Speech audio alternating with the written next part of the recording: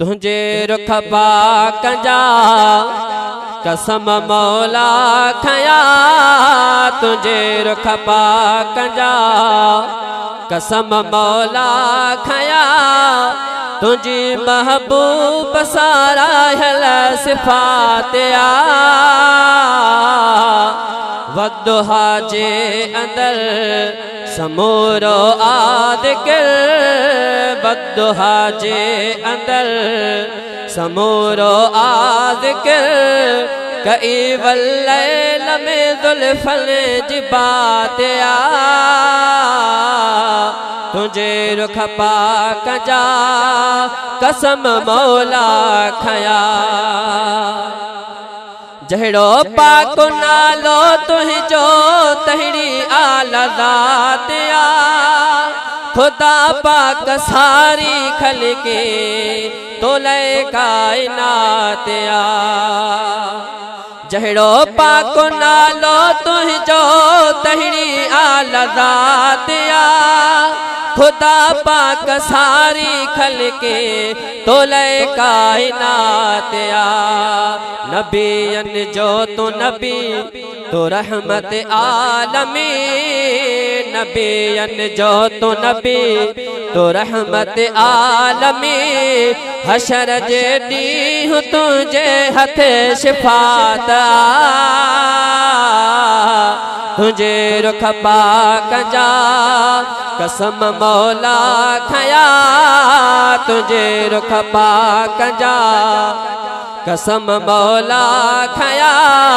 तुझी महबूब सारा हल सिफातिया, तुझे रुख पाक जा कसम मौला खया, वती चंद्र तारन आहे चमक तुझे नूर खां, घणो घट सूरज सारा हादी तो हुजूर खां, वती चंद्र तारन आहे चमक तुझे नूर खां, घणो घट सूरज सारा हादी तो हुजूर खां, उत्तम आतो उत्तम कसम रब जो कसम, उत्तम आतो उत्तम कसम रब जो कसम, खेवण खाते जुतर तुझी तजेलात आ, तुझे रुख पाक जा कसम मौला खया, दिनी मुझ कादिर कुदरत तोखे आ जहान जी, हथन में आवाग तुझे ज़मीन आसमान जी, दिनी मुझ कादिर कुदरत तोखे आ जहान जी, हथन में आवाग तुझे ज़मीन आसमान जी, भले चंद्र खे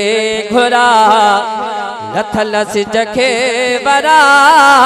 भले चंद्र खे घुरा लथल सिज खे वरा, तुझे हथ में रखियो रब ॾींहुं रात आ,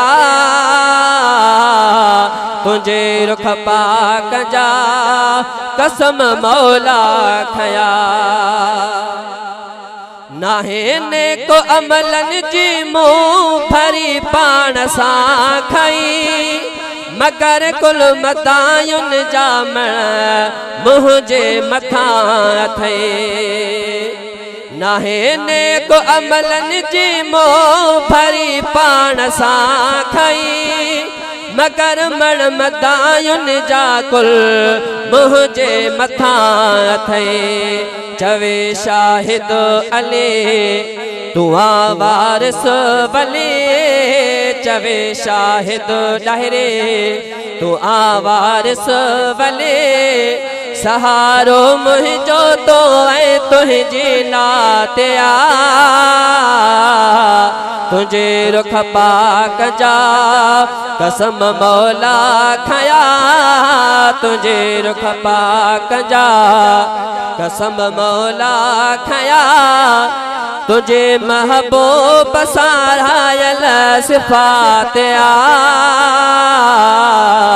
तुझे रुख पाक जा